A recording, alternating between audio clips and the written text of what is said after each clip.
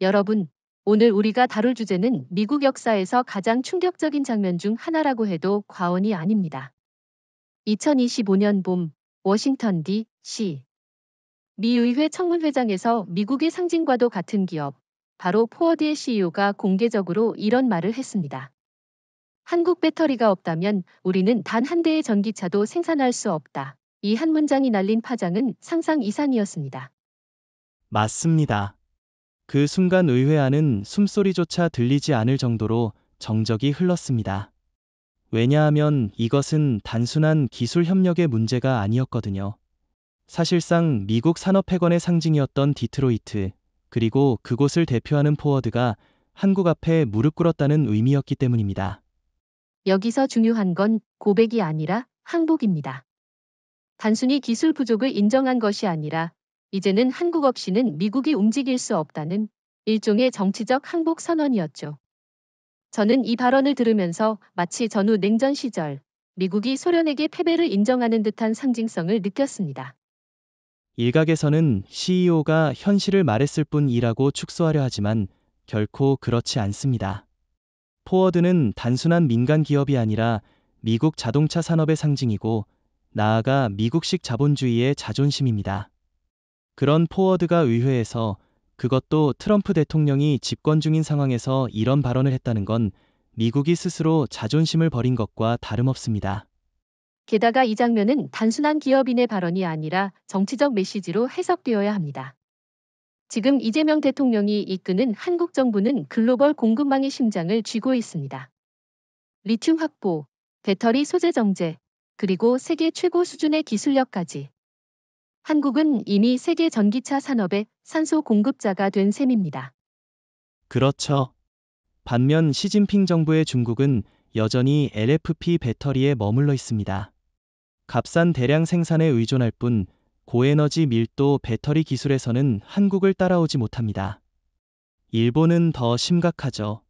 스퍼마오 총리가 강조하는 일본형 전기차 전략은 사실상 도요타의 하이브리드 집착을 반복하는 수준일 뿐 진정한 차세대 배터리에서는 존재감조차 없습니다. 바로 그 점이 포워드 CEO 발언의 함의입니다.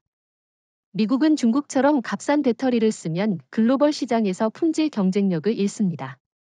일본식 하이브리드 전략은 이미 시대에 뒤처졌습니다. 결국 미국이 의존할 수 있는 유일한 파트너는 한국뿐입니다. 그리고 이것을 포워드 CEO가 의회에서 공식적으로 확인해 준 거죠. 저는 여기서 더 나아가 생각합니다. 이 장면은 단순한 산업 문제를 넘어서 문명적 전환이라고 봅니다. 20세기 초 자동차 산업의 패권이 디트로이트에서 시작됐다면 21세기 전기차 산업의 패권은 서울과 울산, 그리고 포항에서 출발하는 것입니다. 포워드 CEO의 발언은 바로 그 전환점을 알린 종소리였다고 볼 수 있습니다. 흥미로운 점은 트럼프 대통령도 이 순간을 무겁게 받아들일 수밖에 없었다는 겁니다. 그동안 그는 한국의 고율 관세를 위협하며 우리는 자국산 우선을 외쳤지만 이제 자국 기업의 CEO가 직접 나서서 한국 없이는 불가능하다고 인정해 버렸으니 더 이상 정치적으로 공격할 명분이 사라진 셈이죠. 네, 바로 그렇습니다. 이것이야말로 미국 정치와 산업계 전체가 한국 앞에서 사실상 굴복을 인정한 첫 순간이었습니다. 앞으로 이어질 파트에서는 왜 이런 일이 일어났는지, 그 배경과 파급 효과가 무엇인지 차근차근 풀어가겠습니다. 하지만 시작부터 분명한 것은 한국이 이제는 더 이상 조용한 동맹국이 아니라 미국을 무릎 꿇린 전략적 강국이라는 사실입니다. 자, 이제 본격적으로 이야기해 봅시다. 포워드 CEO가 의회에서 고백한 그 말, 한국 배터리 없이는 단 한 대도 생산할 수 없다. 이게 단순히 순간적인 발언일까요? 아닙니다. 이건 구조적인 현실을 드러낸 겁니다. 미국은 지금 전기차 배터리라는 심장에서 한국에 전적으로 의존하고 있습니다. 맞습니다. 그 의존의 뿌리를 보자면 첫째는 기술력입니다. LG에너지솔루션, SK온, 삼성 SDI가 가진 고밀도 배터리 기술은 미국뿐 아니라 전 세계 어디서도 대체할 수 없습니다. 중국의 CATL이 아무리 물량으로 승부를 본다 해도 에너지 밀도, 안정성, 그리고 특허 장벽에서 한국 기업을 따라잡지 못하죠. 그렇다면 질문을 하나 던져보죠. 왜 미국은 스스로 이 기술을 개발하지 못했을까요? 수십억 달러를 연구개발에 퍼붓는 나라 아닙니까? 인재와 자본도 넘쳐나는데 말입니다. 좋은 질문입니다. 그런데 답은 의외로 간단합니다. 미국은 오랫동안 내연기관 중심의 산업 구조에 안주해 왔습니다. GM, 포워드, 크라이슬러 같은 기업들이 전기차로의 전환을 늦췄죠. 반면 한국은 일찍부터 삼성 SDI와 LG화학이 미래 먹거리로 배터리에 투자했습니다. 즉, 전략적 안목과 장기적 집중이 달랐던 겁니다. 여기에 또 하나 중요한 요소가 있죠. 바로 공급망입니다. 배터리는 단순한 완제품 조립이 아니라 리튬, 니켈, 코발트, 망간 등 복잡한 원자재 확보가 필요합니다. 한국은 이미 칠레, 인도네시아, 호주, 아프리카 여러 국가와 협력망을 구축해 자원을 안정적으로 들여오고 있습니다. 반면 미국은 이제야 뒤늦게 광산 확보 전쟁에 뛰어든 상황이죠. 네, 이 차이는 엄청납니다. 실제로 최근 인도네시아 니켈 가공 프로젝트만 보더라도 한국 기업들은 현지 정부와 공동 성장 모델을 만들어 신뢰를 얻었지만 미국 기업들은 여전히 착취형 계약을 고집하다가 거부당했습니다. 그러니 글로벌 자원 시장에서도 한국이 우위를 점하게 된 겁니다. 저는 또 하나 지적하고 싶은 게 있습니다. 의존이 단순히 기술과 자원에 국한되지 않는다는 겁니다. 바로 생산 생태계 전체의 의존이죠. 예를 들어 미국 오하이오주에 있는 얼티엄 셀즈 공장을 보세요. 이름은 미국 회사 같지만 실질적으로는 LG에너지 솔루션이 지배적으로 기술을 쥐고 있습니다.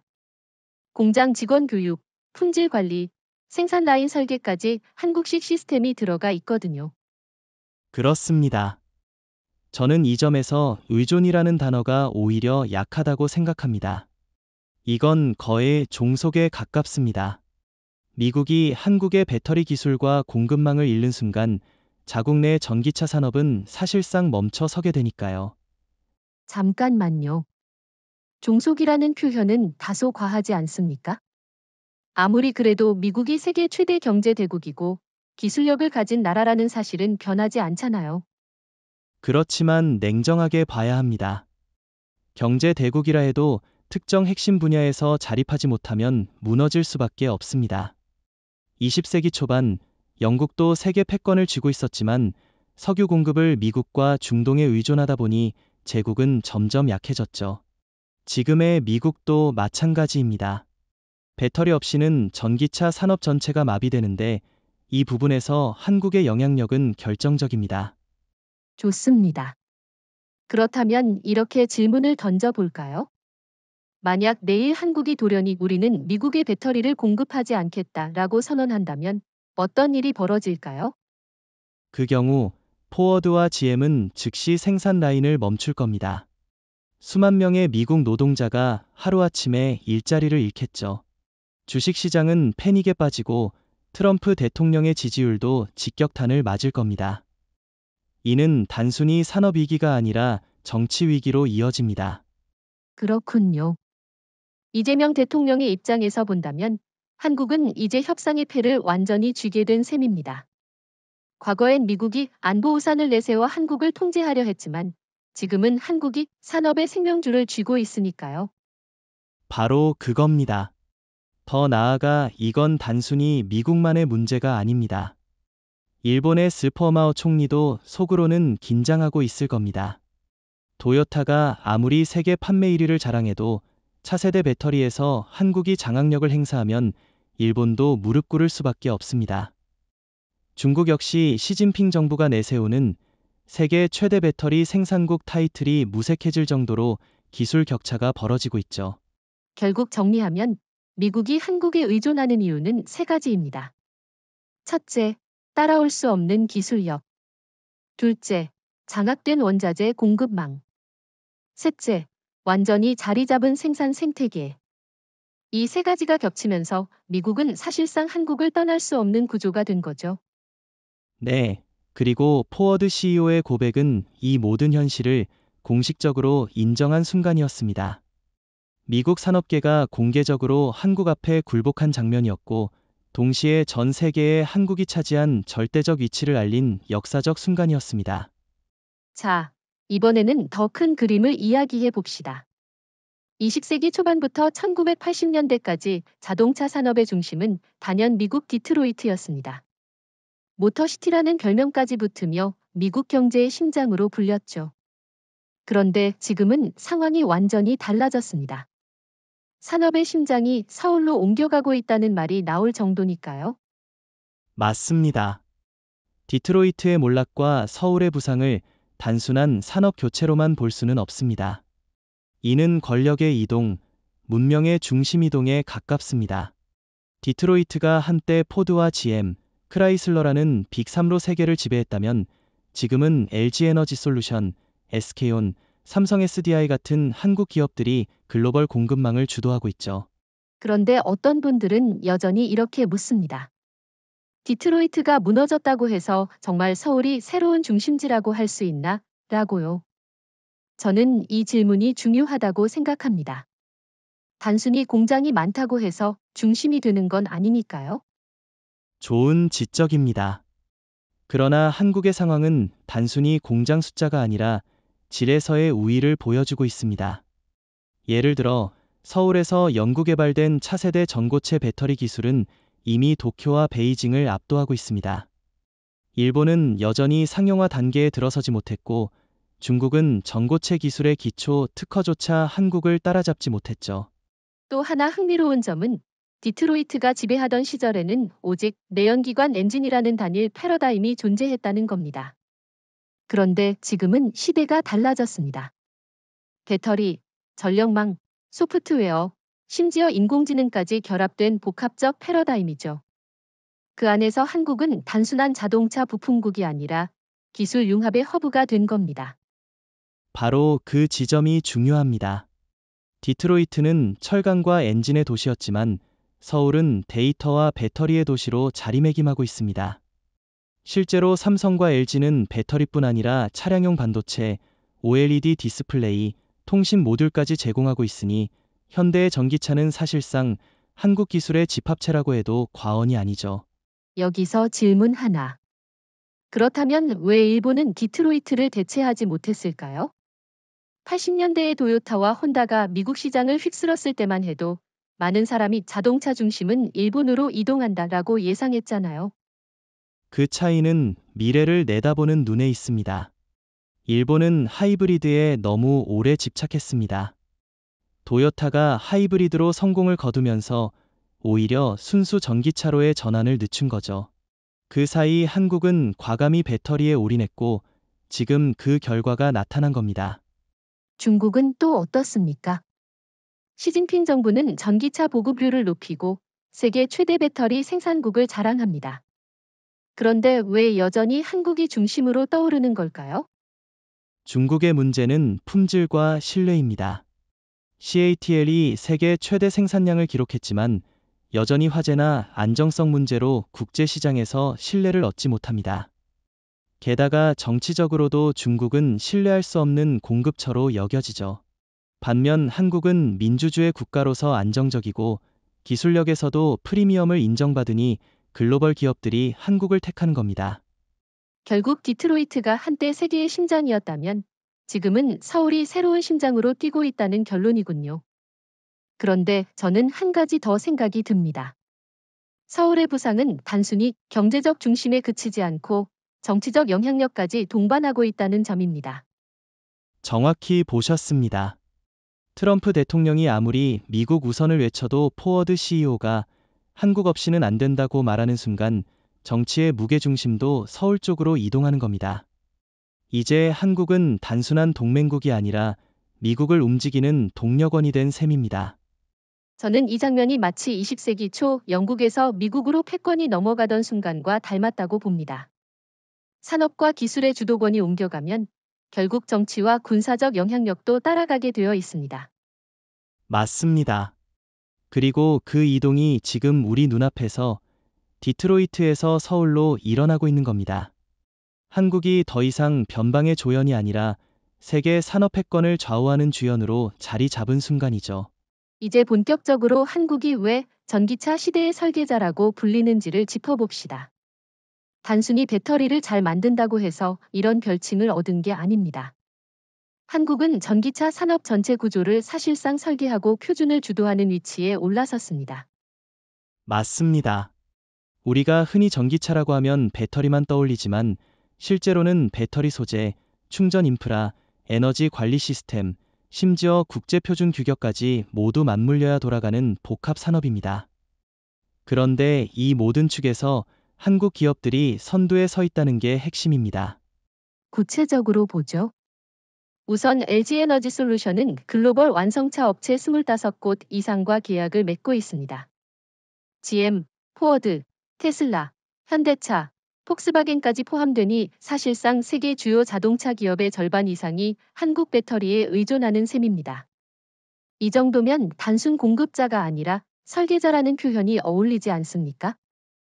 여기에 SK온은 또 다릅니다. 이 회사는 배터리 안전성과 고속 충전 기술에서 독보적인 위치에 있습니다. 실제로 미국 조지아주에 세운 공장은 현지 언론이 한국 기술로 지어진 미래형 배터리 요새라고 부를 정도였죠. 미국 땅 위에서조차 한국식 설계 철학이 자리 잡은 겁니다. 삼성 SDI도 빼놓을 수 없죠. 특히 고성능 프리미엄 배터리 분야에서는 메르세데스 벤츠, BMW와의 협력을 통해 사실상 럭셔리 전기차의 심장을 공급하고 있습니다. 결국 보급형은 LG, 안정성과 대량 생산은 SK, 프리미엄은 삼성. 이렇게 세 갈래로 균형 있게 시장을 지배하고 있으니 한국이 전기차 시대의 전체 설계를 주도한다고 해도 과언이 아니군요. 그런데 여기서 중요한 점이 하나 있습니다. 한국은 단순히 기업 차원에서가 아니라 국가 차원에서 전략을 짰다는 겁니다. 이재명 대통령 정부는 리튬, 니켈, 코발트 같은 핵심 광물 확보를 위해 아프리카, 남미, 동남아시아와 외교를 동시에 추진하고 있습니다.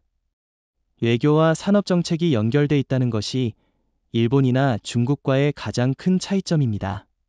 흥미로운 대목입니다. 일본은 여전히 기업 단위로만 움직입니다.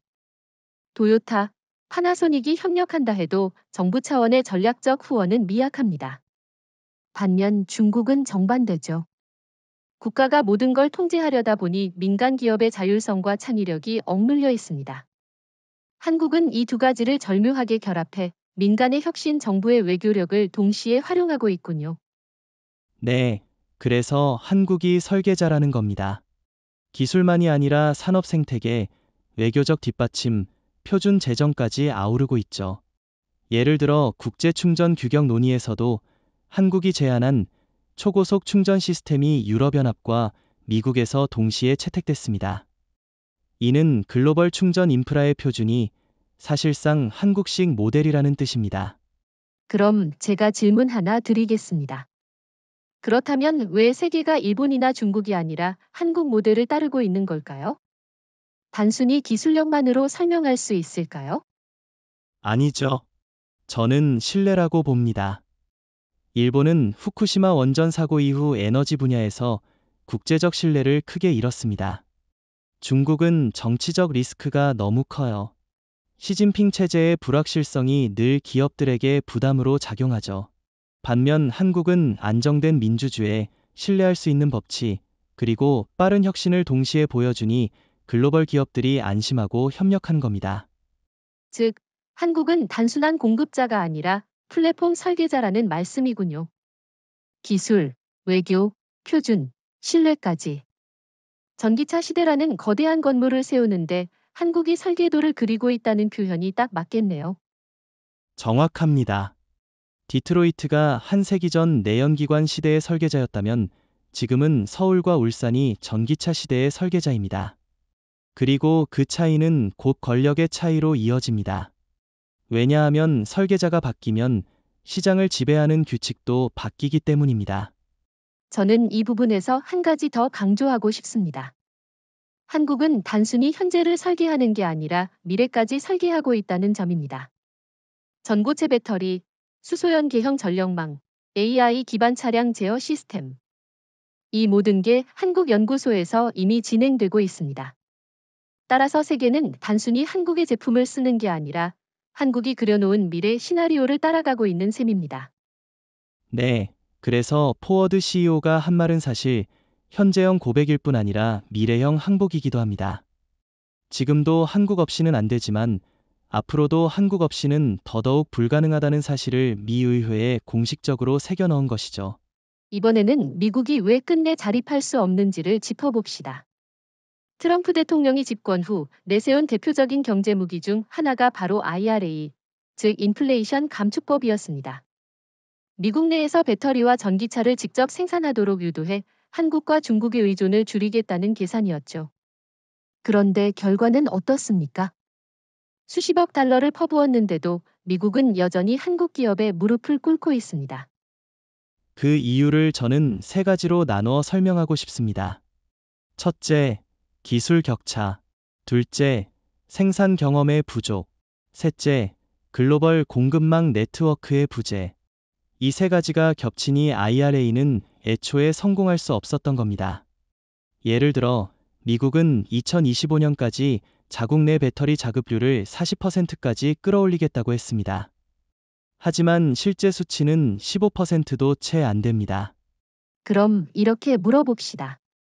왜 기술 격차가 그렇게 클까요? 미국도 실리콘밸리를 갖고 있고 MIT 같은 세계 최고 연구소가 있는데 배터리 분야에서는 왜 한국을 따라가지 못했을까요? 핵심은 축적입니다. 한국은 1990년대부터 리튬이온 배터리에 장기 투자를 이어왔습니다. LG와 삼성은 가전제품용 소형 배터리부터 시작해 노트북, 스마트폰, 에너지 저장 장치로 확장하며 노하우를 쌓았죠. 반면 미국은 한동안 석유 중심 산업 구조에 안주하다가 늦게 뛰어들었습니다. 단순히 연구실의 성과와 실제 양산 경험의 차이가 엄청난 겁니다. 그렇군요. 그러니까 연구실 아이디어는 많지만 실제로 자동차 공장에 적용할 수 있는 대량 생산 기술이 없는 거군요. 맞습니다. 예를 들어 테슬라가 배터리 내재화를 선언했을 때도 결국 파나소닉이나 LG에 의존할 수밖에 없었던 이유가 여기에 있습니다. 미국은 혁신적 아이디어는 잘 내지만 안정적 품질 관리와 공급망 설계에서는 한국 기업의 노하우를 따라올 수 없습니다. 그러면 두 번째 원인, 생산 경험 부족으로 넘어가 보죠. 포드와 GM 같은 전통적 완성차 기업들이 배터리 자체 생산에 도전했지만 번번이 실패했습니다. 2023년에 GM이 자체 배터리 셀을 만들겠다고 했지만 품질 불량으로 대규모 리콜 사태가 발생했죠. 이런 사건은 소비자의 신뢰를 완전히 무너뜨렸습니다. 그렇습니다. 반면 한국 기업들은 수십 년간 리콜을 최소화하면서 꾸준히 품질 신뢰도를 높여왔습니다. 세계 각국의 안전 규제도 한국 제품은 무난히 통과하지만 미국 기업들은 문제를 반복합니다. 결국 경험의 차이가 기술보다 더 큰 벽이 되는 겁니다. 세 번째로 공급망 문제를 얘기해 봅시다. 사실 미국이 IRA를 통해 가장 노린 게 이 부분 아닙니까? 중국 의존도를 줄이고 미국 안에서 리튬과 니켈을 확보하려는 전략이었죠. 네, 하지만 그마저도 한국의 발빠른 외교력에 밀렸습니다. 이미 한국은 칠레, 인도네시아, 호주와 장기 계약을 맺어 핵심 자원을 선점했습니다. 이재명 정부가 취임 이후 아프리카 광물 외교를 강화하면서 콩고, 잠비아 같은 나라에서도 한국이 우선권을 얻었죠. 미국은 뒤늦게 들어오려 했지만 이미 문이 닫힌 상태였습니다. 결국 미국은 돈은 많지만 쓸 수 있는 자원 통로가 없는 셈이군요. 맞습니다. 그래서 IRA 보조금을 아무리 퍼부어도 실질적인 공급망이 없으니 공장이 돌아가지 않습니다. 실제로 미국 내 몇몇 신규 배터리 공장은 착공만 해놓고 원자재 확보 문제 때문에 가동조차 못하고 있죠. 저는 이 장면이 마치 1970년대 오일 쇼크와 비슷하다고 봅니다.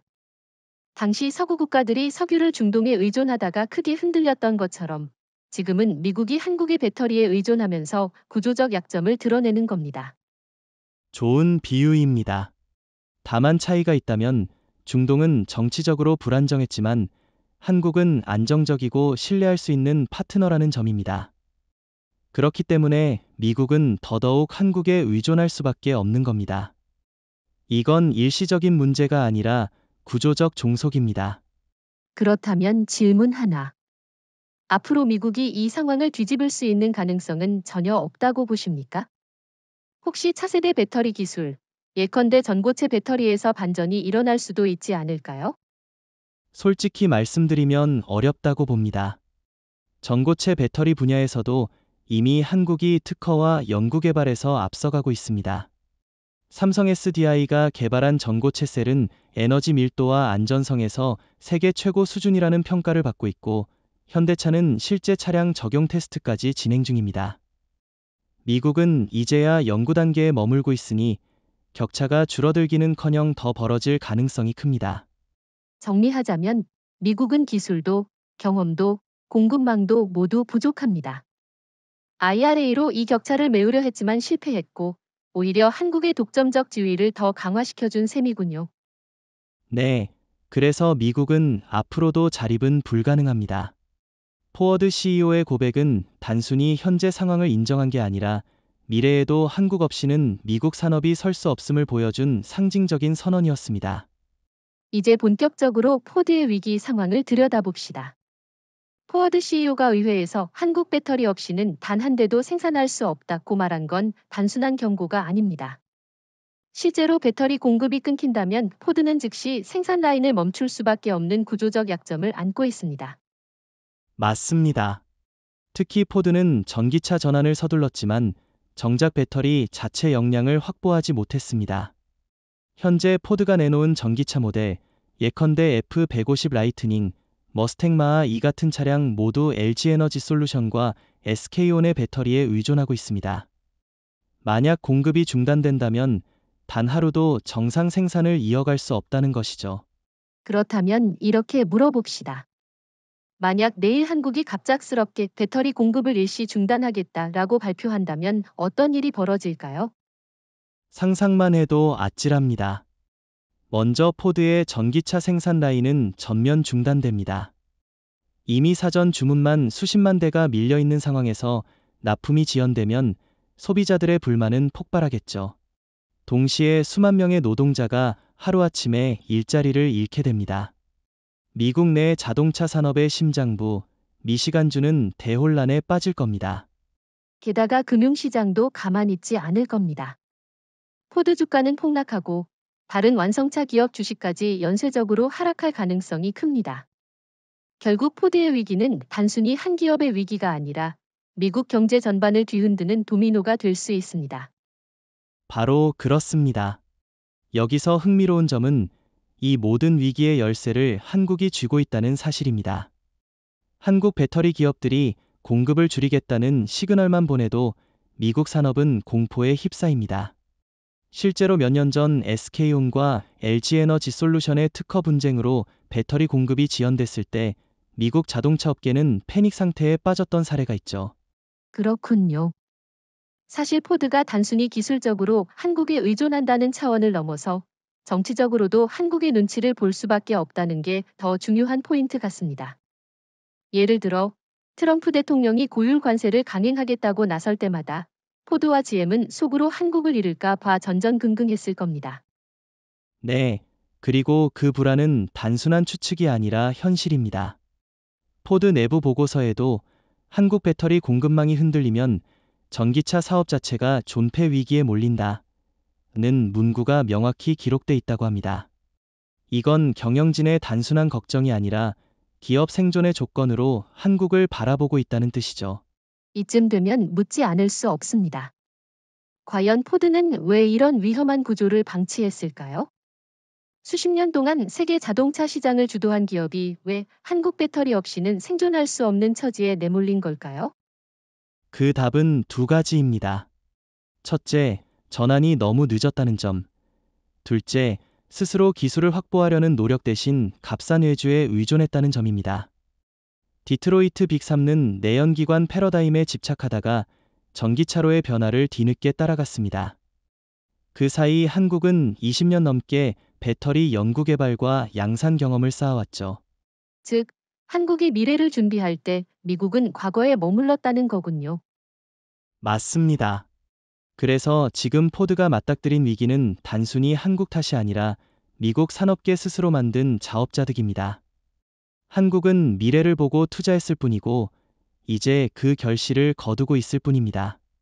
하지만 저는 이렇게 생각합니다. 자업자득이라는 말만으로는 부족합니다. 지금은 포드의 위기가 곧 미국 정치의 위기로 이어질 수 있기 때문이죠. 노동자들이 일자리를 잃으면 트럼프 행정부는 것엔 반발에 직면할 겁니다. 그때 트럼프는 누구를 탓하겠습니까? 한국일까요? 아니면 자국 기업의 무능일까요? 아마도 처음엔 한국을 압박하려 하겠죠. 하지만 포워드 CEO의 고백이 이미 의회 기록으로 남아 있습니다. 한국 없이는 불가능하다. 이 문장은 트럼프가 한국을 탓하려는 순간 부메랑이 되어 돌아올 겁니다. 결국 책임은 미국 내부로 향하게 될 수밖에 없습니다. 결론적으로 포드의 위기는 단순한 기업 차원의 문제가 아니라 미국 정치와 경제 구조 전체의 불안정을 드러내는 상징입니다. 그리고 그 불안정의 열쇠를 한국이 쥐고 있다는 사실은 우리에게 엄청난 전략적 자산이 됩니다.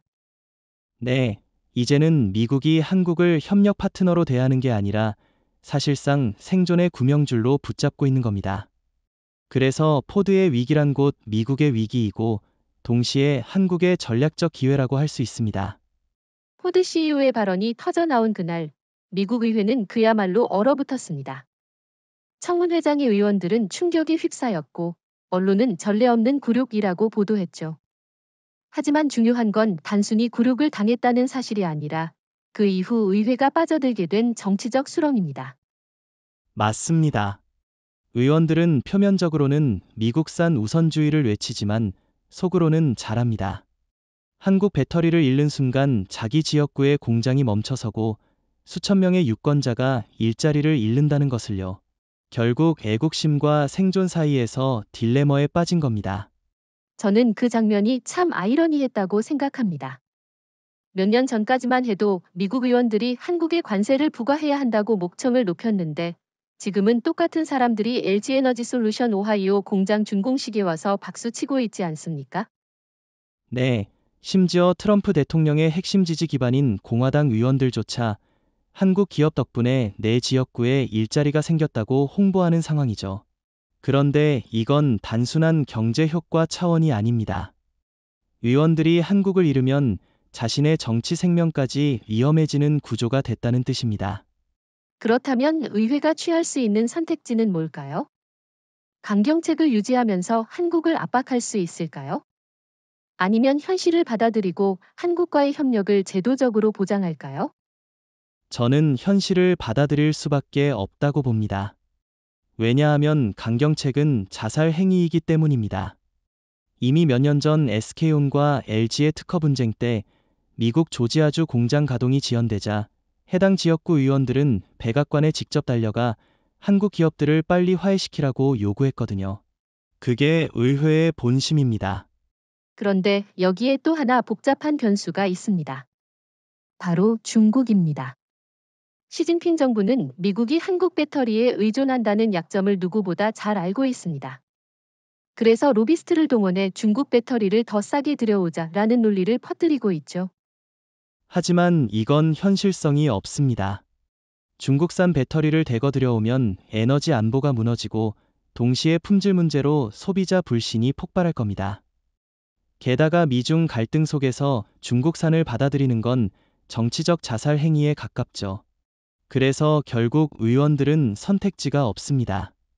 한국밖에 없다는 걸 알면서도 체면 때문에 공개적으로 말하지 못하는 겁니다. 흥미로운 점은 일본의 태도입니다. 석파무 총리는 도요타를 앞세워 미국 시장에 다시 뿌리내리려 하지만 현실은 한국 배터리가 없는 일본차 역시 경쟁력을 잃고 있죠. 의회 차원에서도 일본은 더 이상 대안이 될 수 없다는 인식이 확산되고 있습니다. 네, 그래서 한국의 입장이 더 강력해집니다.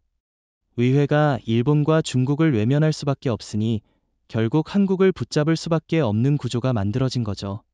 바로 이 지점에서 한국은 산업 파트너를 넘어 정치적 영향력을 행사할 수 있게 된 겁니다. 그럼 하나 묻겠습니다. 이재명 대통령이 이 상황을 어떻게 활용할 수 있을까요? 단순히 경제 협력 수준을 넘어서 정치적 이익까지 챙길 수 있을까요? 충분히 가능합니다. 실제로 한국 정부는 미국 의회와의 협력 채널을 확대하고 있고, 배터리 공급망을 지렛대 사마 무역 협정, 방위비 협상 같은 다른 이슈에서도 주도권을 줄 수 있습니다. 의원들은 이미 한국에 목줄이 잡혀 있기 때문에 반대하기 어렵습니다. 결국 포드 CEO의 발언은 미국 의회를 옥죄는 족쇄가 된 셈이군요. 표를 잃을까 두려운 의원들은 강경책을 외치지도 못하고 그렇다고 완전히 굴복했다고 말할 수도 없는 어정쩡한 상태에 갇힌 겁니다. 맞습니다. 그래서 저는 이 상황을 정치적 수렁이라고 표현합니다. 의회는 한국 의존을 벗어날 수도 없고, 그렇다고 국민 앞에서 자존심을 버렸다고 인정할 수도 없습니다. 결국 한국은 조용히, 그러나 확실하게 미국 정치의 목줄을 쥐게 된 겁니다. 이제 한국이 쥐고 있는 협상 카드에 대해 본격적으로 이야기해 봅시다. 사실 지금 상황에서 한국은 단순히 배터리를 수출하는 나라가 아니라 미국이 거부할 수 없는 전략적 협상 파트너가 됐습니다. 왜냐하면 배터리는 단순한 산업재가 아니라 전기차 시대의 생명줄이기 때문입니다. 맞습니다. 한국이 가진 힘은 공급망의 거부권이라고 할 수 있습니다. 만약 이재명 대통령 정부가 정치적 판단에 따라 우리는 미국 시장의 공급을 제한하겠다고 선언한다면, 그 즉시 포드와 GM은 마비 상태에 빠지고 의회와 백악관은 대혼란에 빠질 겁니다. 한국이 직접적으로 무기를 쓰지 않아도 산업적 지렛대만으로 미국을 협상 테이블에 앉힐 수 있는 겁니다. 여기서 흥미로운 질문을 던져 보겠습니다. 만약 한국이 배터리 공급을 지렛대로 사용해 방위비 분담 협상이나 무역 문제에서 미국을 압박한다면 트럼프 대통령은 어떻게 대응할까요? 트럼프 특유의 고압적 협상 방식을 시도하겠지만 결국 굴복할 수밖에 없을 겁니다. 왜냐하면 이번에는 한국이 절대적 우위를 가진 분야이기 때문입니다. 미국이 아무리 고율 관세를 부과한다고 해도 배터리가 없으면 생산 라인이 서버리는 현실을 바꿀 수는 없으니까요. 오히려 관세를 부과했다가 자국 기업들이 더 큰 타격을 입게 되니 역풍만 불어올 겁니다. 그렇다면 한국은 어떤 식으로 협상 카드를 활용하는 게 가장 효과적일까요? 단순히 공급 중단 위험만으로는 위험 부담이 크지 않습니까? 맞습니다. 직접적인 중단은 최후의 수단이고, 더 정교한 방식은 선택적 공급입니다. 예를 들어 한국이 우리는 유럽 시장에 더 많은 물량을 배정하겠다고 발표하면, 미국 기업들은 자연스럽게 공급 부족을 우려해 한국과 더 유리한 조건으로 협상에 나서게 됩니다. 이렇게 한국은 공식적으로 위협하지 않아도 협상에서 우위를 점할 수 있습니다. 이 점에서 일본과 중국의 한계를 비교하면 더 선명해집니다. 일본은 도요타와 파나소닉이 있지만 세계 시장 점유율에서 이미 한국에 뒤처졌습니다. 중국은 CATL과 BYD가 있지만 정치적 리스크 때문에 미국과 유럽은 쉽게 손잡지 못하죠. 결국 신뢰할 수 있는 공급국은 한국뿐이고 바로 그 신뢰가 가장 강력한 협상 카드가 됩니다. 네, 그래서 한국이 가진 힘은 단순한 기술 우위가 아니라 불가결성입니다. 한국이 없으면 글로벌 전기차 산업은 굴러가지 않습니다. 이 점은 포드 CEO의 발언으로 이미 공식적으로 확인됐습니다. 그 순간부터 미국은 한국의 공급망을 협상 불가의 절대 조건으로 인정할 수밖에 없는 겁니다. 여기에 또 하나 중요한 요소가 있습니다. 바로 한국의 다변화 전략입니다. 한국은 미국만 바라보지 않고 유럽, 동남아, 중동까지 시장을 넓혀가고 있습니다. 이 말은 곧 미국이 한국을 압박할수록 한국은 다른 시장으로 물량을 돌릴 수 있다는 뜻이죠. 협상에서 미국이 약해질 수밖에 없는 구조입니다. 실제로 최근 사례가 있습니다. 한국 기업이 사우디아라비아와 배터리 합작 공장을 추진하자 미국 의회는 즉각 긴장했습니다. 만약 한국이 중동에 우선권을 주면 미국 전기차 산업은 더 큰 타격을 받는다는 보고서가 내부에서 돌았다는 겁니다. 이처럼 한국은 글로벌 선택지를 통해 미국을 간접적으로 압박할 수 있습니다. 그럼 결국 이재명 대통령 정부는 협력과 압박을 동시에 활용하는 균형 전략을 취할 수 있겠군요. 겉으로는 동맹 협력을 강조하면서 실제로는 공급망 거부권과 다변화를 통해 미국을 계속 우리 쪽으로 끌어당기는 방식 말입니다. 맞습니다. 그리고 그 전략은 이미 효과를 내고 있습니다. 트럼프 대통령이 처음에는 한국산 배터리에 고율 관세를 부과하겠다고 위협했지만 포드 CEO 발언 이후 태도를 급격히 바꿨습니다. 이는 한국의 협상 카드가 얼마나 강력한지를 잘 보여주는 장면이죠. 정리해 봅시다. 한국은 배터리 공급망이라는 절대 무기를 쥐고 있습니다. 선택적 공급, 다변화, 신뢰성이라는 세 가지 축을 통해 미국을 움직일 수 있습니다. 그리고 이것이야말로 서울의 협상 카드이며 미국이 결코 거부할 수 없는 힘입니다. 네, 이 힘이야말로 한국을 단순한 제조국에서 전략적 강국으로 변모시킨 원동력입니다. 앞으로 미국과의 협상에서 한국은 방어적 위치가 아니라 주도적 위치에서 조건을 제시할 수 있습니다. 이제는 미국이 한국의 눈치를 보는 시대가 된 겁니다.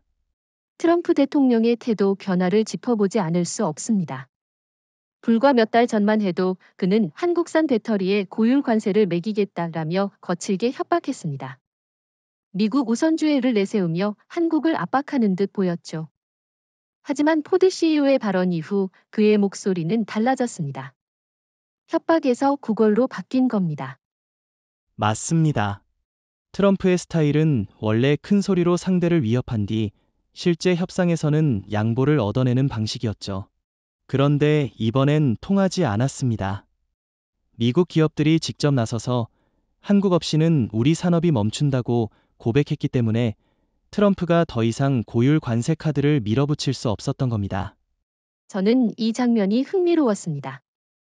트럼프가 정치 무대에서 한국은 미국에 더 기여해야 한다라며 강경 발언을 이어가던 바로 그 시점, 백악관 내부에서는 오히려 한국과의 관계를 안정시켜야 한다는 보고서가 올라왔다는 겁니다. 경제와 정치의 괴리가 그대로 드러난 것이죠. 실제로 트럼프는 관세 위협을 철회하는 대신 한국을 향해 더 많은 투자를 미국에 해달라는 메시지를 내놓기 시작했습니다. 협박에서 구걸로의 전환입니다. 겉으로는 여전히 강한 대통령 이미지를 유지하려 하지만 실상은 한국이 공급망을 틀어지고 있다는 걸 인정한 겁니다. 그렇다면 질문을 던져봅시다. 왜 트럼프는 일본이나 중국에는 같은 태도를 보이지 않았을까요? 왜 유독 한국에 대해서만 협박하다가 태도를 바꾼 걸까요? 그건 간단합니다. 일본은 애초에 대안이 될 수 없었기 때문입니다. 도요타가 아무리 강하다 해도 배터리 기술에서는 한국을 따라올 수 없습니다. 중국은 더더욱 안 됩니다. 시진핑 정부와 손잡는 순간 미 의회와 국민 여론이 폭발적으로 반발할 겁니다. 결국 미국이 의존할 수 있는 유일한 파트너는 한국뿐이라는 현실이 트럼프를 구속한 겁니다. 흥미로운 점은 트럼프 특유의 자존심입니다. 그는 절대 공개적으로 굴복했다는 인상을 주고 싶어 하지 않죠. 그래서 언론 앞에서는 여전히 큰 소리를 치지만 실제 협상 테이블에서는 훨씬 부드러운 톤을 사용하고 있습니다. 일종의 이중 언어 전략입니다. 네, 그런데 그 이중 언어가 오래 가지는 못할 겁니다. 왜냐하면 미국 산업계는 이미 한국에 굴복했다는 사실을 대놓고 인정했기 때문입니다. 포드 CEO의 발언은 단순한 기업인의 의견이 아니라 미국 전체 산업계의 입장을 상징하는 것이었으니까요. 트럼프가 아무리 말로 포장해도 현실은 바뀌지 않습니다. 저는 이 대목에서 한국이 얼마나 유리한 위치에 서 있는지 새삼 느낍니다. 과거에는 미국 대통령의 한마디가 한국 경제에 엄청난 충격을 줬지만 지금은 오히려 한국이 한마디만 해도 트럼프의 정책이 흔들리고 있습니다. 힘의 균형이 바뀐 겁니다. 그렇습니다. 실제로 최근 트럼프가 한국을 향해 미국 내 공장을 더 지어달라고 발언했을 때 이는 사실상 협박이 아니라 부탁이었습니다. 한국 기업이 미국에서 더 많은 공장을 세워야만 자신의 고용 성과를 보여줄 수 있기 때문이죠. 결국 트럼프의 태도 변화는 단순한 전술적 수정이 아니라 구조적 굴복이라고 할 수 있겠군요. 한국의 배터리 공급망이 워낙 절대적이니 협박이라는 카드 자체가 무의미해진 겁니다. 정리하자면 트럼프는 협박에서 구걸로 바뀔 수밖에 없었습니다. 이는 개인의 정치 스타일 문제가 아니라 미국이 처한 구조적 현실 때문입니다. 한국이 쥔 협상 카드가 너무 강력하기 때문에 미국 대통령조차 무릎을 꿇을 수밖에 없는 겁니다. 그리고 이 사실이야말로 한국이 세계 산업 패권에서 차지한 위상을 보여주는 상징이죠. 포드 CEO의 발언은 워싱턴에서만 파문을 일으킨 게 아닙니다. 사실 더 큰 충격을 받은 곳은 도쿄와 베이징이었습니다. 일본과 중국은 오랫동안 자신들이 아시아 자동차 산업의 중심이라고 자부해왔죠. 그런데 이제 세계 최대 자동차 기업의 CEO가 의회에서 한국 없이는 불가능하다고 선언했으니 아시아의 판도가 완전히 뒤집힌 겁니다. 맞습니다. 일본의 스퍼마오 총리는 특히 당혹스러웠을 겁니다. 도요타는 오랫동안 세계 판매 1위를 자랑했고 하이브리드 기술로 글로벌 시장을 선도한다고 믿어왔습니다. 하지만 전기차 패러다임이 본격화되면서 도요타의 장점은 단점으로 바뀌었고 일본이 꿈꿔온 자동차 제국의 위상은 한국에게 넘어가 버렸습니다. 그렇다면 왜 도요타는 전기차 시대에 이렇게 뒤처졌을까요? 단순히 타이밍을 놓친 걸까요? 아니면 구조적 문제가 있었을까요? 둘 다 있습니다. 도요타는 하이브리드로 너무 오래 안주했습니다. 일본 사회 특유의 보수적인 기업 문화도 한몫했죠. 새로운 전기차 플랫폼으로 과감하게 전환하기보다는 기존 모델을 조금씩 수정하는 데 그쳤습니다. 반면 한국은 전폭적으로 배터리와 전기차 연구 개발에 투자했습니다. 20년 이상 쌓인 격차가 지금 드러난 겁니다. 게다가 일본은 배터리에서도 경쟁력을 잃었습니다. 한때 파나소닉이 테슬라와 협력하며 주목받았지만 결국 한국 기업들에게 밀려났죠. 지금은 LG, SK, 삼성 3사가 세계 시장의 절반 이상을 차지하는데 파나소닉은 존재감조차 희미해졌습니다. 일본 입장에서는 자존심이 무너진 순간일 겁니다. 중국도 마찬가지입니다. 시진핑 정부는 CATL과 BYD를 앞세워 세계 최대 배터리 생산국이라는 타이틀을 내세우지만 문제는 질입니다. 값싼 LFP 배터리로 물량은 확보했지만 에너지 밀도나 안전성에서 한국과 비교가 되지 않습니다. 유럽과 미국의 프리미엄 시장에서는 한국산만 통한다는 게 현실입니다. 그러니 베이징이 이번 사태를 보고 얼마나 충격을 받았을지 상상이 됩니다. 중국은 수량으로 압도했지만 포드 CEO가 미국 의회에서 한국만을 언급했다는 건 품질과 신뢰의 상징으로 한국이 선택받았다는 의미입니다. 네, 사실 이건 단순히 기술의 문제가 아닙니다. 정치적 신뢰의 문제이기도 합니다. 미국이 중국산 배터리에 의존하는 순간 전략적으로 완전히 목줄을 내어주는 꼴이 됩니다. 미중 갈등이 극심한 상황에서 그런 선택은 불가능합니다. 결국 미국이 택할 수 있는 건 한국밖에 없는 거죠. 일본도 똑같습니다. 미국은 일본을 동맹으로 여기지만 배터리와 전기차 분야에서는 일본이 이미 뒤처졌다는 걸 인정하지 않을 수 없습니다. 오히려 일본 내부에서도 우리가 한국에 배워야 한다는 목소리가 커지고 있죠. 실제로 일본 언론들은 포드 CEO 발언 직후 한국이 아시아 자동차 산업의 새로운 중심이라는 헤드라인을 뽑았습니다. 이는 단순한 평가가 아니라 일본 스스로 위기를 인정한 것이나 다름없습니다. 그렇다면 이 상황이 아시아 전체에 어떤 파급 효과를 가져올까요? 저는 한국이 이제 단순한 추격자가 아니라 일본과 중국을 넘어선 리더로 자리매김했다는 데 의미가 있다고 봅니다. 맞습니다. 아시아의 산업 지도에서 한국은 중심에 섰고 일본과 중국은 주변으로 밀려나고 있습니다. 일본은 과거의 영광을 붙잡고 있고 중국은 양적 팽창에 머물러 있습니다. 반면 한국은 기술, 품질, 신뢰, 외교 네 가지를 모두 갖춘 완성형 강국으로 부상했습니다. 결국 포드 CEO의 한마디는 단순히 미국 의회를 뒤흔든 게 아니라 도쿄와 베이징의 자존심까지 무너뜨린 셈입니다. 한국은 이제 아시아의 새로운 중심, 세계 산업 패권의 열쇠를 쥔 나라로 인정받고 있는 겁니다. 네, 이번 사건은 아시아 판도를 완전히 바꿨습니다. 더 이상 일본과 중국이 주도하는 시대가 아닙니다. 이제는 서울이 세계를 이끄는 중심이 되었고, 도쿄와 베이징은 그 뒤를 쫓아야 하는 신세가 된 겁니다. 포드 CEO의 고백이 미국과 아시아에 충격을 준 건 분명합니다. 하지만 저는 유럽의 반응이 더 흥미롭다고 생각합니다. 독일, 프랑스, 영국은 오랫동안 자신들이 자동차 산업의 본산이라고 자부해왔습니다. 벤츠, BMW, 아우디, 푸조, 제규어. 이런 브랜드들이 바로 유럽 기술의 자존심 아니었습니까? 그렇죠. 그런데 정작 이들 기업이 사용하는 배터리는 대부분 한국산입니다. 독일의 폭스바겐조차 배터리 내재화를 선언했지만 실상은 LG에너지솔루션과 삼성 SDI에 의존할 수밖에 없었습니다. 결국 유럽이 자랑하던 자립신화가 도미노처럼 무너지고 있다는 걸 스스로 인정해야 하는 상황이 된 겁니다. 흥미로운 건 유럽 언론의 태도입니다. 포드 CEO 발언 직후 독일 주요 언론들이 일제히 미국마저 한국에 무릎 꿇었다라는 헤드라인을 뽑았죠. 그 의미는 단순한 사실 전달을 넘어 유럽 내부에도 위기의식이 번졌다는 걸 보여줍니다. 맞습니다. 독일 정치권에서도 논란이 거셌습니다.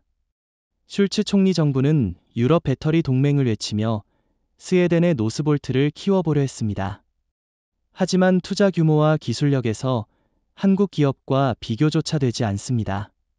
유럽연합 차원의 지원이 있어도 품질과 생산 안정성은 한국의 절반에도 미치지 못하는 게 현실입니다. 여기서 질문 하나 해봅시다. 왜 유럽은 배터리 산업에서 이렇게 뒤처졌을까요? 전통적으로 자동차 강국인데도 왜 한국에 밀리고 있는 걸까요? 첫째는 안일함입니다. 유럽 기업들은 너무 오랫동안 내연기관 중심의 기술력에 안주했습니다. 둘째는 투자 부족이죠. 배터리는 장기간 대규모 투자가 필요한 산업인데 유럽은 환경 규제와 정치적 논란 때문에 속도를 내지 못했습니다. 그 사이 한국은 정부와 민간이 합심해 기술과 공급망을 구축했습니다. 프랑스의 르노도 상황은 마찬가지군요. 한때 유럽 소형차 시장을 장악했지만 전기차로의 전환에서는 테슬라와 현대 기아에 밀리고 있습니다. 심지어 르노 역시 LG에너지솔루션 배터리를 쓰고 있죠. 네, 영국도 다르지 않습니다. 브렉시트 이후 유럽 시장에서 입지가 약해진 상황에서 자체 배터리 공장 설립 계획이 줄줄이 무산됐습니다. 결국 한국 기업의 유럽 현지 공장이 영국 자동차 산업을 지탱하고 있는 셈입니다. 결국 유럽의 자존심은 도미노처럼 무너지고 있다는 비유가 딱 맞습니다. 하나가 무너지자 연쇄적으로 다른 나라들도 흔들리고 이제는 한국 없이는 유럽 자동차 산업도 설 수 없는 상황이 됐습니다. 게다가 이번 사태가 유럽 정치에도 영향을 주고 있습니다. 독일과 프랑스는 한때 한국을 단순한 부품 공급국 정도로 생각했지만 지금은 완전히 인식이 바뀌었습니다. 한국을 새로운 산업 파트너이자 기술 리더로 인정하지 않을 수 없게 된 겁니다. 그렇다면 유럽은 앞으로 어떻게 대응할까요? 한국을 따라잡기 위해 대규모 투자를 단행할까요? 아니면 한국과 협력하는 길을 택할까요? 저는 후자라고 봅니다. 이미 늦었습니다. 배터리 산업은 하루아침에 따라잡을 수 있는 분야가 아닙니다. 결국 유럽은 한국과의 합작 공장을 늘리고 한국 기술을 받아들이는 수밖에 없습니다. 이건 선택이 아니라 생존입니다. 결국 포드 CEO의 고백은 유럽에도 명확한 메시지를 던졌습니다. 미국마저 한국 없이는 안 된다면 유럽은 더더욱 한국 없이는 불가능하다. 정확합니다. 유럽의 자존심은 무너졌고 이제는 한국과 손잡지 않으면 산업 경쟁력조차 유지할 수 없는 현실을 받아들여야 합니다. 한국은 더 이상 조연이 아니라 전기차 시대의 절대적 주연이 된 겁니다. 포드 CEO의 발언 이후 미국 언론이 보여준 반응이 무척 흥미로웠습니다. 뉴욕타임스, 워싱턴 포스트, 월스트리트 저널 같은 주요 언론들이 일제히 사설을 통해 이것은 사실상 한국 선언이다라고 규정했거든요. 단순한 산업 뉴스가 아니라 정치적, 역사적 사건으로 해석한 겁니다. 네, 특히 워싱턴 포스트는 이렇게 썼습니다. 포드 CEO의 한마디는 한국의 기술력에 무릎 꿇은 것이 아니라 미국 정치가 산업 현실에 항복한 순간이다. 언론이 이렇게까지 직설적으로 표현하는 경우는 드뭅니다. 이는 그만큼 충격이 컸다는 걸 보여줍니다. 저는 CNN의 분석이 인상 깊었습니다. CNN은 이제 전기차 폐건의 수도는 서울이라고 보도했죠. 미국의 주류 방송사가 한국을 세계 산업의 수도로 지목한 건 전례 없는 일입니다. 단순히 기술이 뛰어나다는 차원이 아니라 권력의 중심이 이동했다는 의미까지 내포하고 있습니다. 맞습니다. 더 놀라운 건 보수 성향의 폭스뉴스조차 한국이 배터리 전쟁에서 승리했다고 인정했다는 겁니다. 평소라면 미국 우월주의를 강조했을 폭스뉴스가 한국을 이렇게 평가했다는 건 산업계 내부에서 이미 한국의 압도적 우위를 부정할 수 없는 단계에 이르렀다는 뜻입니다. 그렇다면 질문 하나 해봅시다. 미국 언론은 왜 이번 사건을 단순한 산업 뉴스가 아니라 항복 선언으로 규정했을까요? 그건 상징성 때문입니다. 단순히 기업 내부 회의에서 나온 말이 아니라 미국 의회 청문회라는 공식 무대에서, 그것도 전통적인 미국 기업의 CEO가 공개적으로 발언했기 때문입니다. 이건 부정할 수 없는 기록으로 남습니다. 언론은 바로 그 상징성을 항복 선언으로 해석한 겁니다. 게다가 이 타이밍도 중요합니다. 트럼프 대통령이 고율 관세로 한국을 압박하던 와중에 자국 기업의 CEO가 오히려 한국에 종속돼 있음을 인정했으니 언론으로서는 이제 더 이상 숨길 수 없다고 판단한 거죠. 뉴욕타임스는 사설에서 이렇게 표현했습니다. 이것은 미국의 디트로이트 시대가 끝났음을 알리는 종. 저는 이 표현이 굉장히 인상 깊었습니다. 20세기 내연기관 시대의 중심이 디트로이트였다면 21세기 전기차 시대의 중심은 서울이라는 점을 은유적으로 드러낸 겁니다. 그렇군요. 그러면 미국 대중은 이런 보도를 어떻게 받아들였을까요? 자존심이 상했을까요? 아니면 현실을 받아들였을까요? 여론조사를 보면 흥미롭습니다. 미국 국민 다수는 충격적이지만 사실이다 라는 반응을 보였습니다. 물론 일부에서는 왜 우리가 한국에 이렇게 의존해야 하느냐는 불만도 있었지만, 대체제가 없다는 걸 잘 알고 있기 때문에 결국 현실을 인정할 수밖에 없는 분위기였습니다. 반면 한국 언론은 훨씬 더 적극적으로 해석했습니다. 미국이 한국에 굴복했다. 서울이 세계 산업의 심장 같은 헤드라인이 쏟아졌습니다. 이건 단순한 자화자찬이 아니라 세계 언론의 해석과 일치하는 평가였다는 점에서 의미가 크죠. 맞습니다. 일본 언론과 중국 언론의 보도 태도도 흥미로웠습니다. 일본 언론은 도요타 시대의 종말이라는 자조 섞인 논조를 보였고, 중국 언론은 한국이 과대평가되고 있다라며 애써 축소하려 했습니다. 하지만 미국 언론이 이미 항복 선언이라고 규정해버린 이상 그들의 변명은 힘을 잃을 수밖에 없습니다. 결국 이번 사건은 언론의 언어를 통해 더욱 역사적인 순간으로 각인됐습니다. 단순한 발언 하나가 아니라 산업 폐건의 이동을 세계 언론이 공식적으로 확인해준 셈이죠. 네, 그래서 저는 이렇게 정리하고 싶습니다. 포드 CEO의 발언은 산업계의 항복이었고, 미국 언론의 해석은 정치적 항복 선언이었습니다. 이제 세계는 한국을 새로운 중심으로 바라보고 있고, 그 인식의 변화를 되돌릴 수는 없습니다. 이제 우리는 솔파워라는 개념에 대해 이야기해야 할 때가 된 것 같습니다. 그동안 국제사회에서 흔히 쓰이던 용어는 소프트 파워와 하워드 파워였죠. 하지만 지금 세계는 새로운 언어를 필요로 합니다. 바로 서울을 중심으로 형성된 권력, 즉 솔파워입니다. 맞습니다. 소프트 파워가 문화적 영향력, 하워드 파워가 군사적 힘이라면, 솔 파워는 기술 산업 신뢰 외교를 아우르는 복합적 권력입니다. 이번 포드 CEO 사건이 상징하는 바는 바로 그것이었죠. 한국이 단순한 산업 공급국을 넘어 세계 질서를 흔드는 새로운 권력의 언어를 만들어냈다는 겁니다. 저는 이 지점에서 질문 하나 던지고 싶습니다. 과연 왜 솔파워라는 용어가 필요할까요? 한국의 영향력을 기존의 소프트 파워나 하워드 파워로 설명할 수는 없는 걸까요? 그건 불가능합니다. 예를 들어 K-팝과 드라마 같은 문화적 영향력은 소프트 파워로 설명할 수 있죠. 하지만 배터리와 반도체, 글로벌 공급망 통제력은 단순한 문화 영향력이 아닙니다. 동시에 군사력처럼 무력으로 강제하는 것도 아니죠. 한국은 신뢰와 기술을 무기로 세계를 움직입니다. 이는 전혀 새로운 권력 형태이고, 그래서 솔파워라는 개념이 필요한 겁니다. 이재명 대통령 정부가 최근 강조하는 공급망 외교도 솔파워의 대표적 사례라고 볼 수 있겠군요.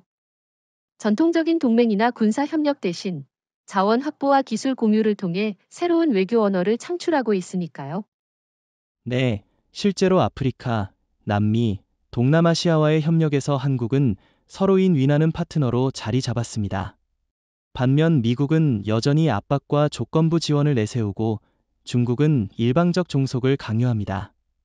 이런 차이가 바로 솔파워의 핵심입니다. 한국은 강제하지 않고도 세계를 움직일 수 있습니다. 그럼 저는 이렇게 묻고 싶습니다. 솔파워가 단순히 경제와 산업 차원에만 머무를까요?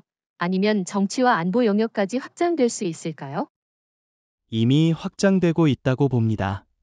배터리와 반도체에서 시작된 영향력은 방위산업, 인공지능, 우주산업으로 번지고 있습니다.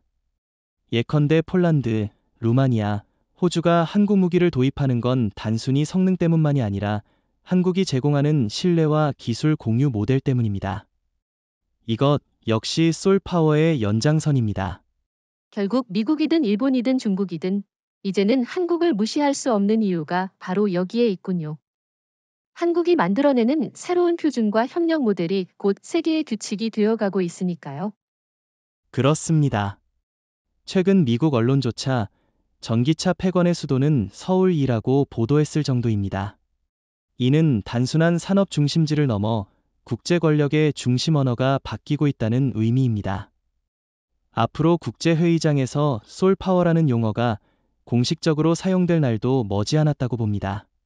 저는 이 상황이 과거 영국의 팩스 브리테니커, 미국의 팩스 어메어리카너를 연상시킨다고 생각합니다. 이제는 한국의 솔파워가 21세기 새로운 질서를 규정할 수 있는 시대가 열리고 있는 거죠.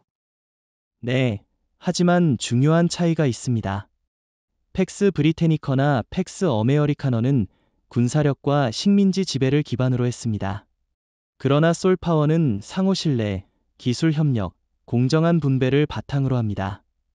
이것이 바로 한국 모델의 차별성이자 세계가 한국을 선택하는 이유입니다.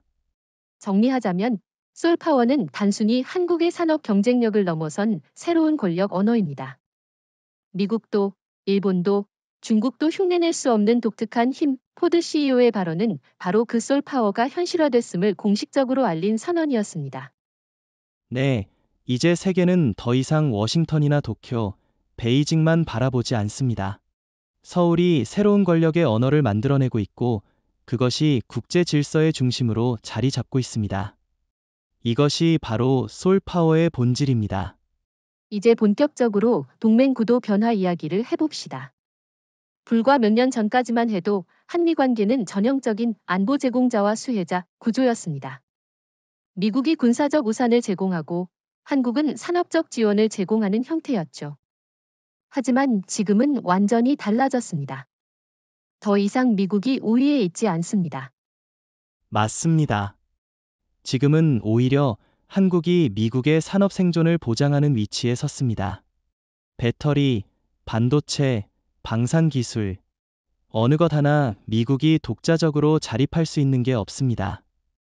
특히 전기차 시대의 핵심인 배터리 공급망은 한국 없이는 불가능합니다. 동맹의 무게추가 워싱턴에서 서울로 옮겨가고 있는 겁니다. 그렇다면 여기서 질문을 던져보죠. 미국은 여전히 세계 최강 군사력을 갖고 있는데 어떻게 한국이 동맹의 주도권을 잡을 수 있을까요? 군사력만으로는 설명이 안 되는 시대이기 때문입니다. 20세기에는 군사동맹이 힘의 중심이었지만 21세기는 산업기술동맹이 핵심입니다. 미국이 아무리 항모와 핵무기를 자랑해도 자국 자동차 산업이 배터리 부족으로 무너진다면 정치적 패권은 유지할 수 없습니다. 이 부분에서 한국이 결정적 열세를 쥔 겁니다. 실제로 최근 미 의회에서 흥미로운 장면이 있었습니다. 일부 의원들이 방위비 분담금 증액을 요구했지만 동시에 한국 배터리 기업들이 떠날까 두려워 강경 발언을 자제하는 모습이 보였죠. 예전 같으면 상상도 못할 장면 아닙니까? 네, 그 장면이야말로 동맹 구도의 변화를 상징합니다. 과거에는 한국이 미국의 눈치를 봤다면 이제는 미국이 한국의 눈치를 봅니다. 심지어 트럼프 대통령조차 겉으로는 큰 소리치면서도 실제 협상에서는 한국이 더 많은 투자를 해주길 바란다는 식으로 구걸하는 태도를 보이고 있죠. 이런 상황은 일본에도 큰 충격을 주고 있습니다. 일본은 오랫동안 미국의 맏형 동맹국을 자처했는데 지금은 한국이 사실상 미국 산업을 지탱하는 핵심 파트너가 됐습니다. 도요타가 아무리 강해도 배터리 기술에서는 한국에 한참 뒤처져 있으니 미국이 한국을 우선시할 수밖에 없죠. 중국도 마찬가지입니다. 시진핑 정부가 아무리 미국과 대립 구도를 강화한다 해도 미국 입장에서는 한국을 통한 공급망 없이는 산업 경쟁력을 유지할 수 없습니다. 결국 워싱턴은 베이징을 견제하면서도 서울에 의존하는 이중 구조를 선택할 수밖에 없습니다. 그렇다면 이재명 대통령은 이 상황을 어떻게 활용해야 할까요? 단순히 경제적 이익을 얻는 데서 그치지 않고 안보와 외교 전반에서 주도권을 잡을 수 있는 기회 아닙니까? 정확히 보셨습니다. 실제로 한국은 이미 방위산업 협력을 통해 미국의 틀을 재편하고 있습니다. 폴란드, 호주, 루마니아 등 미국의 전통 동맹국들이 이제 한국산 무기를 도입하면서 동맹 구도가 한국 중심으로 이동하고 있죠. 이건 단순한 무기 거래가 아니라 안보 동맹의 중심이 바뀌고 있다는 신호입니다. 저는 이번 상황을 이렇게 정리하고 싶습니다. 동맹의 주도권이 미국에서 한국으로 넘어가고 있다. 과거에는 한국이 안보를 의존했다면 이제는 미국이 산업과 기술을 의존한다. 이 균형 변화야말로 동맹의 재편을 보여주는 가장 분명한 증거입니다. 네, 그리고 이 변화는 되돌릴 수 없습니다. 포드 CEO의 고백은 단순한 사건이 아니라 동맹 구도의 지각 변동을 알리는 신호탄이었습니다. 앞으로는 미국조차 한국을 함부로 대할 수 없는 시대가 올 겁니다. 한국은 이제 당당히 동맹의 설계자가 되었습니다. 이제 긴 여정을 마무리해야 할 시점입니다. 포드 CEO의 한마디에서 시작된 이 사건은 단순한 산업적 해프닝이 아니라 세계 권력 구조의 대전환을 알리는 신호탄이었습니다. 더 이상 권력의 중심은 워싱턴, 도쿄, 베이징이 아니라 서울입니다. 맞습니다. 포드 CEO가 한국 없이는 단 한 대도 전기차를 생산할 수 없다고 말했을 때 이는 단순한 고백이 아니라 역사적 선언이었습니다. 그리고 그 선언은 국제 질서를 흔들었습니다.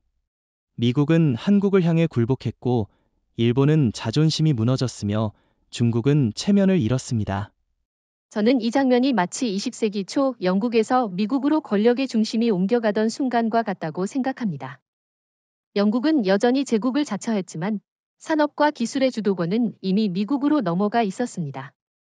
지금의 미국과 한국 관계도 똑같습니다. 차이가 있다면 이번 권력 이동은 전쟁이나 식민지가 아닌 기술과 신뢰를 기반으로 하고 있다는 점입니다. 한국은 무력을 사용하지 않았습니다. 대신 배터리, 반도체, 방산 기술, 그리고 신뢰할 수 있는 외교 모델로 세계를 설득했습니다. 이것이야말로 21세기형 권력 이동의 특징입니다. 그렇다면 여기서 중요한 질문을 던져보겠습니다. 앞으로 한국은 어떤 길을 걸어야 할까요?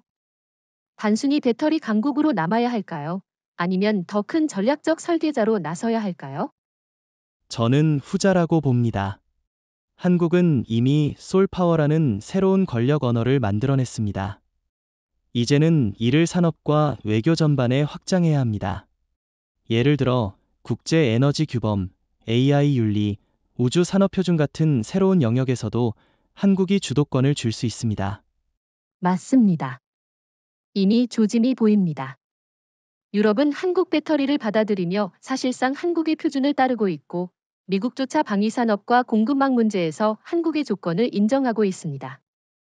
이건 단순한 협력이 아니라 새로운 질서의 출발입니다.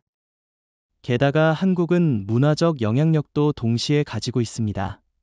BTS, 드라마, 영화 같은 소프트 파워와 배터리, 반도체, 방산 같은 하드 파워가 결합된 나라는 전 세계에서 한국이 유일합니다.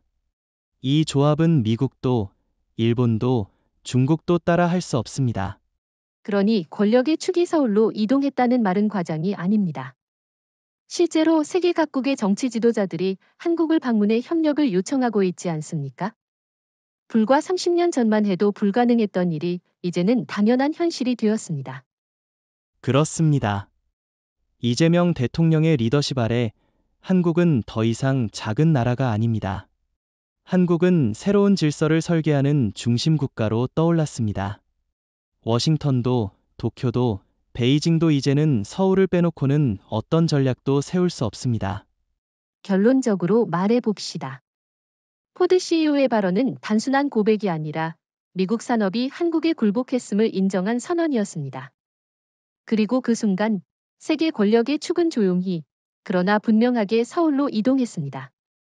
네, 앞으로 역사가 이 사건을 어떻게 기록할지 두고 보겠습니다. 하지만 한 가지는 확실합니다. 이제 21세기의 심장은 서울에서 뛴다는 사실입니다.